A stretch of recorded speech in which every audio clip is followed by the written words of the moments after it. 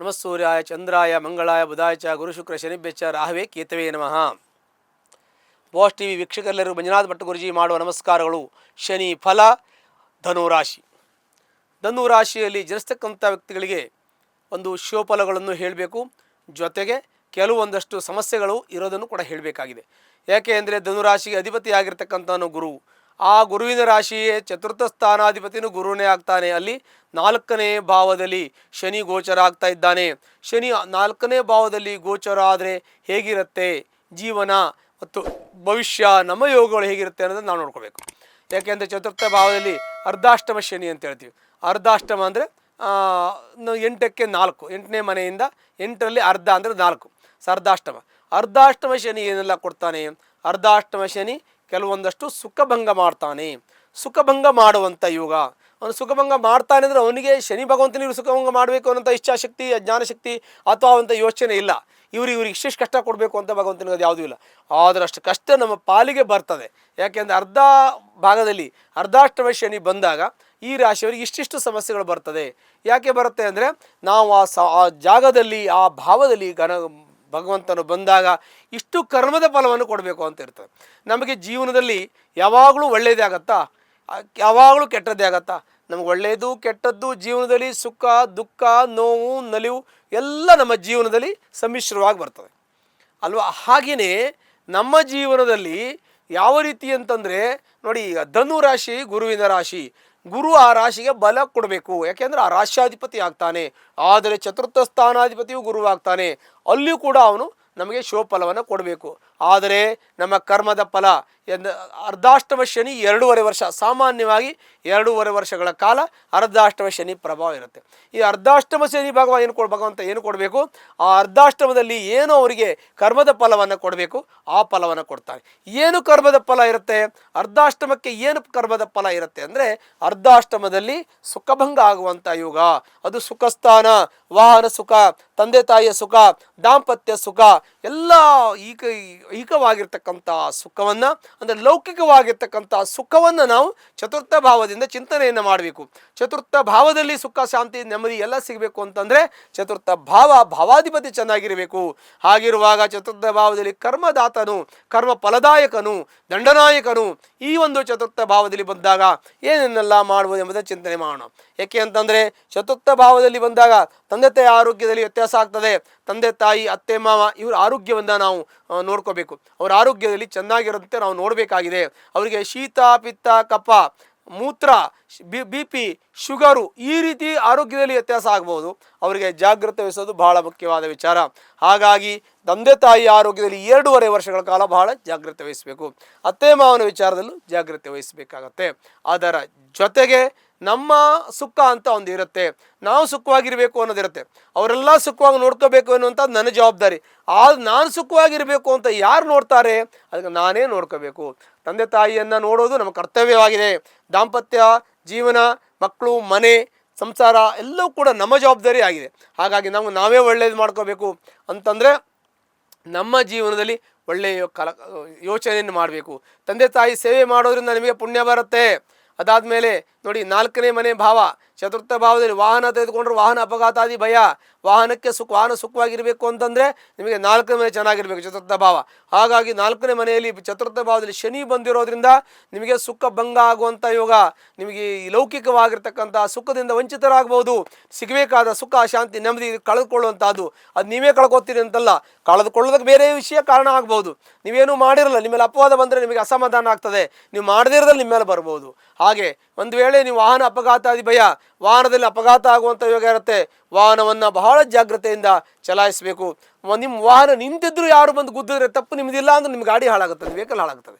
ಇದನ್ನು ಚಿಂತನೆ ಮಾಡಬೇಕು. ನಾವು ಏನು ಮಾಡಿಲ್ಲ ಆದರೂ ನಮಗೆ ಕಷ್ಟ, ನಾವು ಏನು ಮಾಡಿಲ್ಲ ಆದರೂ ನಮಗೆ ತೊಂದರೆಗಳು ಬರ್ತದೆ. ಈ ರೀತಿ ಪರಿಷ್ಠ ಪ್ರಾಬ್ದ ಇದು ನಮ್ಮದಲ್ಲ, ಇದು ಬೇರೆಯವರಿಂದ ಬಂದಿರೋದು. ಹೀಗೆ ನಿಮಗೆ ವಾಹನದಲ್ಲಿ ಸ್ವಲ್ಪ ತೊಂದರೆ ಆಗ್ಬೋದು, ಅದರಲ್ಲಿ ಜಾಗ್ರತೆ ವಹಿಸಬೇಕು. ಮತ್ತು ತಂದೆ ತಾಯಿಯ ಆರೋಗ್ಯದಲ್ಲಿ ಗಮನ ವಹಿಸಬೇಕು. ಮತ್ತು ಕಾಳಜಿಯಿಂದ ಅವರನ್ನು ನೀವು ನೋಡ್ಕೋಬೇಕು. ಅದನ್ನು ನೋಡೋದ್ರಿಂದ ನಿಮಗೆ ಆ ಎಷ್ಟೋ ಕಷ್ಟಗಳ ಪರಿಹಾರ ಆಗ್ತದೆ. ಭಗವಂತ ಕರ್ಮದ ಫಲವನ್ನು ಕಡಿಮೆ ಮಾಡ್ತಾನೆ.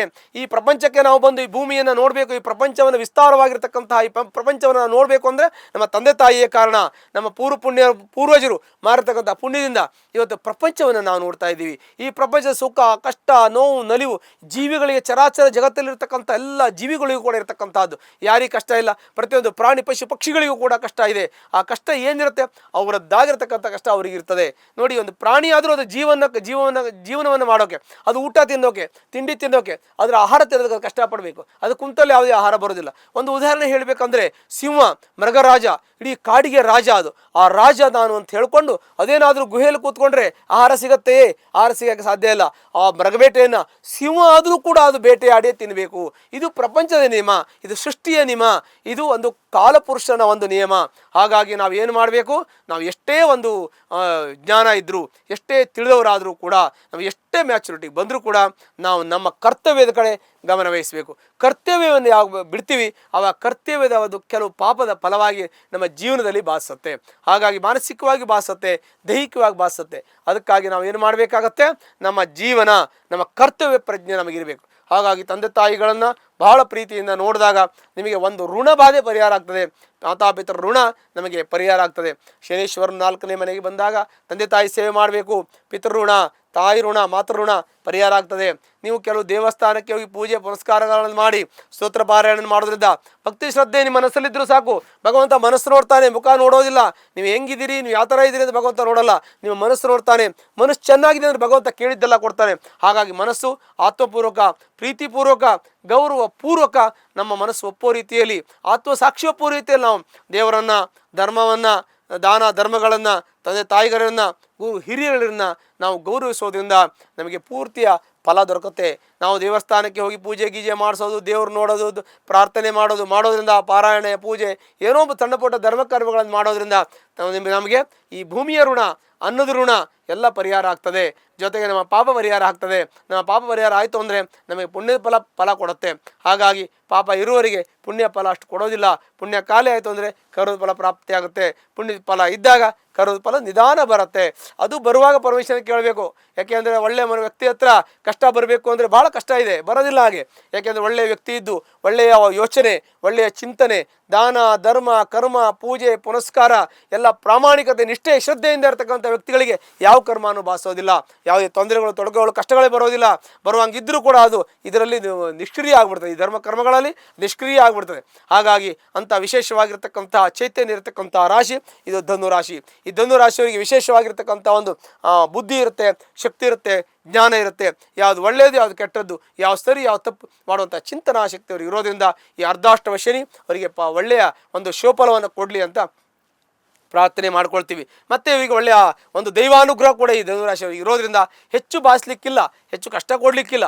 ಆದರೂ ನಾವು ನಮ್ಮ ಜೀವನದಲ್ಲಿ ಒಳ್ಳೆಯದನ್ನು ಯೋಚನೆ ಮಾಡಿಕೊಂಡು ಒಳ್ಳೆಯ ರೀತಿಯ ಒಂದು ಭಾವನೆಯನ್ನು ಇಟ್ಕೊಂಡು ನಾವು ಹೋದಾಗ ನಮಗೆ ಎಷ್ಟೋ ಕಷ್ಟಗಳು, ತೊಂದರೆಗಳು, ತಾಪತ್ರಗಳು ಪರಿಹಾರ ಆಗ್ತದೆ. ಆದರೆ ಈ ಒಂದು ಧನುರಾಶಿಯವರಿಗೆ ದೈವಾನುಗ್ರಹ ಇದೆ. ಇವರಿಗೆ ಮದುವೆ ಆಗ್ತಕ್ಕಂಥ ಯೋಗ, ಸಂತಾನ ಆಗದೆ ಇರತಕ್ಕಂಥವ್ರಿಗೆ ಸಂತಾನದ ಯೋಗ, ಮನೆ ಫ್ಲಾಟು ಎಲ್ಲ ಖರೀದಿ ಮಾಡ್ತಕ್ಕಂಥ ಯೋಗ ಇದೆ. ಆದರೂ ಕಾನೂನು ತೊಂದರೆ ಬರೋ ಸಾಧ್ಯತೆ ಇದೆ. ಕಾನೂನು ರೀತಿಯ ಸರಿ ಇದ್ದರೆ ಯಾವ ಸಮಸ್ಯೆಗಳು ಬರೋದಿಲ್ಲ. ನಿಮಗೆ ಸುಖ, ಶಾಂತಿ, ನೆಮ್ಮದಿ ಎಲ್ಲ ಸಿಗಬೇಕಂತಂದರೆ ದೈವಾನುಗ್ರಹ ಇದೆ. ಆದರೂ ಕೂಡ ಜಾತಕ ಪರಿಶೀಲನೆ ಮಾಡ್ಕೊಳ್ಳಿ. ಆದರೆ ಶನಿಯ ಪ್ರಭಾವ ಕೂಡ ಇದೆ. ನಿಮಗೆ 2-3 ರೀತಿಯಲ್ಲಿ ನಿಮಗೆ ಥರ ಇದೆ, ಪಂಚಾಮೃತ ಥರ ಇದೆ ನಿಮ್ಮ ಜಾತಕ ಅಂದರೆ ರಾಶಿ ನೋಡಿ. ನಿಮಗೆ ಅರ್ಧಾಷ್ಟಮ ಶನಿ ಬೇರೆ ಇದೆ, ಆಯಿತಾ. ಅದಾದಮೇಲೆ ನಿಮ್ಮ ರಾಶಿಗೆ ದೈವಾನುಗ್ರಹ ಬೇರೆ ಇರ್ತದೆ. ಅದು ಕರ್ಮದ ಫಲನೂ ಜೊತೆಗಿರುತ್ತೆ, ನೀವು ಮಾಡಿದ ಪುಣ್ಯದ ಫಲನೂ ಇರುತ್ತೆ. ಇವೆಲ್ಲ ಸೇರಿದಾಗ ನಿಮ್ಮ ಜೀವನದಲ್ಲಿ ಹೇಗಿರ್ಬೋದು ಅಂದರೆ ಸಮ್ಮಿಶ್ರ ಫಲ ನಮಗೆ ಎಲ್ಲದೂ ಇರುತ್ತೆ. ಅದರಲ್ಲಿ ಕೆಟ್ಟದ್ದು ಒಳ್ಳೆಯದು ಇರುತ್ತೆ. ನಮಗೆ ಸ್ವಲ್ಪ ಸಮಸ್ಯೆ ಬಂದರೆ ನಾಳೆ ಸರಿ ಹೋಗ್ತದೆ. ಈ ಥರ ಚಿಂತನೆ ಇಟ್ಕೋಬೇಕು. ಭಗವಂತ ನಿಮಗೆ 2.5 ವರ್ಷಗಳ ಕಾಲ ಅರ್ಧಾಷ್ಟಮ ಶನಿ ಇದ್ದಾಗ 2.5 ವರ್ಷನೂ ಭಗವಂತ ನಮಗೆ ಕಷ್ಟ ಕೊಡ್ತಾನ? ಕೊಡಲಿಕ್ಕಿಲ್ಲ. ಅವನು ಯಾವಳು ನಮ್ಗೆ ಕಷ್ಟ ಕೊಟ್ಟು ನಾವು ಬದುಕೋಕ್ಕಾಗತ್ತೆ? ಆಗೋದಿಲ್ಲ. ಆದರೆ ಪಾಪ ಹೆಂಗೆ ಬಂತು? ನಮ್ಮ ಕರ್ಮದ ಫಲ. ಪುಣ್ಯ ಹೆಂಗೆ ಬಂತು? ನಮ್ಮ ಪುಣ್ಯದ ಕರ್ಮದ ಫಲ. ಎಲ್ಲ ನಾವು ಮಾಡಿರ್ತಕ್ಕಂಥದ್ದೇ ನಮ್ಮ ಸಾಧನೆ. ಪುಣ್ಯ ಮಾಡಿದ್ದು ನಾವು ಮಾಡಿದ ಕೆಲಸದಿಂದ ಬರುತ್ತೆ, ಪಾಪವು ನಾವು ಮಾಡಿದ ಕೆಲಸದಿಂದ ಬರುತ್ತೆ. ನಾವು ಚಿಂತನೆಯೂ ಕೂಡ ನಾವು ಮಾಡಿರ್ತಕ್ಕಂಥ ಯೋಚನೆಯಿಂದ ಅದು ಸರಿ ಹೋಗುವಂಥದ್ದು, ಹೆಚ್ಚಾಗ್ತಕ್ಕಂಥದ್ದು ಇರುತ್ತೆ. ಹಾಗಾಗಿ ಭಗವಂತ ನಮಗೆ 2.5 ವರ್ಷ ಕಷ್ಟ ಕೊಡೋದಿಲ್ಲ. ಕಷ್ಟ ಎಲ್ಲೋ ಒಂದು ಸಮಸ್ಯೆ 2.5 ವರ್ಷದಲ್ಲಿ ಎಲ್ಲೋ 15 ದಿವಸನೋ 1 ತಿಂಗಳಾನ ಸಮಸ್ಯೆ ಬರುತ್ತೆ, ಕಂಟಿನ್ಯೂ ಇರೋದಿಲ್ಲ. ಆದರೂ ನಾವು ಅಲರ್ಟ್ ಆಗಿರಬೇಕು. ಒಂದು 15 ದಿನನೋ 1 ದಿವಸ 2 ದಿವಸ ಬಂದಿರತಕ್ಕಂಥ ಸಮಸ್ಯೆ ಇಡೀ ಜೀವನ ಪೂರ್ತಿ ಬಾಧಿಸಬಾರ್ದು, ಆಗಿರಬೇಕು ಅದು. ಆ ರೀತಿಯಲ್ಲಿ ನಾವು ಚಿಂತನೆ ಮಾಡಬೇಕು. ಹಾಗಾಗಿ ಧನುರಾಶಿಯಲ್ಲಿ ಜನಿಸ್ತಕ್ಕಂಥ ವ್ಯಕ್ತಿಗಳಿಗೆ ಶುಭಫಲಗಳೇ ಜಾಸ್ತಿ ಅಂತ ಹೇಳ್ತೀನಿ. ಅರ್ಧಾಷ್ಟಮಶ ಅಂಥ ಹೆಚ್ಚಿನದಾಗಿರ್ತಕ್ಕಂಥ ವ್ಯತ್ಯಾಸವನ್ನು ತೊಂದರೆಯನ್ನು ಕೊಡೋದಿಲ್ಲ. ಜಾತಕ ಚೆನ್ನಾಗಿದ್ದೀನಿ, ಯಾವ ಸಮಸ್ಯೆ ಬರೋಲ್ಲ. ನೀವು ಮಾಡಿರ್ತಕ್ಕಂಥ ಒಳ್ಳೆಯ ಕೆಲಸ, ನಿಮ್ಮ ಯೋಚನೆ, ನಿಮ್ಮ ಒಂದು ದಾನ ಧರ್ಮ ಕರ್ಮ ಇವೆಲ್ಲವೂ ಒಳ್ಳೆಯ ಫಲವನ್ನು ಕೊಡುತ್ತೆ. ಈ ಒಂದು ಧನುರಾಶಿಯಲ್ಲಿ ಜನಿಸ್ತಕ್ಕಂಥ ವ್ಯಕ್ತಿಗಳು ವೃತ್ತಿಯಲ್ಲಿ ಸ್ವಲ್ಪ ಬದಲಾವಣೆ ಆಗ್ತದೆ. ಕೆಲಸ ಬದಲಾವಣೆ ಆಗೋದು, ಟ್ರಾನ್ಸ್ಫರ್ ಆಗೋದು ಇರುತ್ತೆ. ಟ್ರಾನ್ಸ್ಫರ್ ಆಗಿ ನಿಮಗೆ ಪ್ರಮೋಷನ್ನು ಸಿಗಬಹುದು. ಆಮೇಲೆ ಊರು ಬದಲಾವಣೆ, ಮನೆ ಬದಲಾವಣೆ, ಕೆಲಸ ಬದಲಾವಣೆ, ಸ್ವಲ್ಪ ಜೀವನದಲ್ಲಿ ಬದಲಾವಣೆ ಇದೆ. ಬದಲಾವಣೆ ಬಂದಾಗ ಬದಲಾವಣೆ ಮಾಡ್ಕೊಳ್ಳಿ. ಅದಕ್ಕೆ ಅವಕಾಶ ಇದ್ದರೆ ಮಾಡ್ಕೊಳ್ಳಿ, ತಪ್ಪೇನಿಲ್ಲ. ಜಗತ್ತಿನ ನಿಯಮ, ಸೃಷ್ಟಿಯ ನಿಯಮವೇ ಬದಲಾವಣೆ. ಜಗತ್ತಲ್ಲೆಲ್ಲ ಬದಲಾವಣೆ ಆಗ್ತಾ ಇರುತ್ತೆ. ಇವತ್ತಿದ್ದ ನಾಳೆ ಇರಲ್ಲ, ನಾಳೆ ಇದ್ದ ನಾಡಿದ್ದು ಇರಲ್ಲ, ನಿನ್ನೆ ಇದ್ದಂಗೆ ಇವತ್ತಿಲ್ಲ. ಇವತ್ತು ಒಂದೊಂದು ದಿವಸ ಒಂದೊಂದು ಬದಲಾವಣೆ ಇರ್ತದೆ.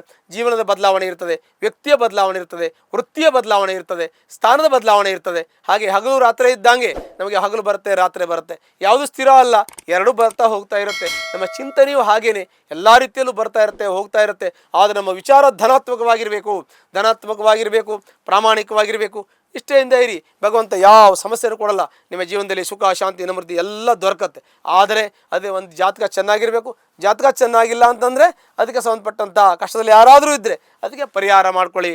ನೀವು ಹತ್ತಿರದಲ್ಲಿರ್ತಕ್ಕಂತಹ ಈಶ್ವರನ ದೇವಸ್ಥಾನಕ್ಕೆ ಹೋಗಿ 9 ಸೋಮವಾರ ಕ್ಷೀರಾಭಿಷೇಕವನ್ನು ಈಶ್ವರನ ದೇವಸ್ಥಾನದಲ್ಲಿ ರುದ್ರಾಭಿಷೇಕವನ್ನು ಮಾಡೋದ್ರಿಂದ, ಅಂದರೆ ಕ್ಷೀರ ಹಾಲಿನ ಮೂಲಕ ನೀವು ರುದ್ರ ಮಂತ್ರಪೂರ್ವಕ ಅಭಿಷೇಕವನ್ನು ಮಾಡೋದ್ರಿಂದ, ಅಂದರೆ ರುದ್ರಾಭಿಷೇಕವನ್ನು ಮಾಡೋದ್ರಿಂದ 9 ಸೋಮವಾರ ಇವರು ರುದ್ರಾಭಿಷೇಕ ಮಾಡೋದ್ರಿಂದ ಎಲ್ಲ ಕಷ್ಟ ನಷ್ಟ ದುಃಖ ಎಲ್ಲ ಪರಿಹಾರ ಹೊಂದಿ ಸುಖ ಸಮೃದ್ಧಿ ಶಾಂತಿ ಧನ ಕನಕಾದಿ ಐಶ್ವರ್ಯ ಎಲ್ಲ ನಿಮ್ಮಲ್ಲಿ ನೆಲೆಸುತ್ತೆ.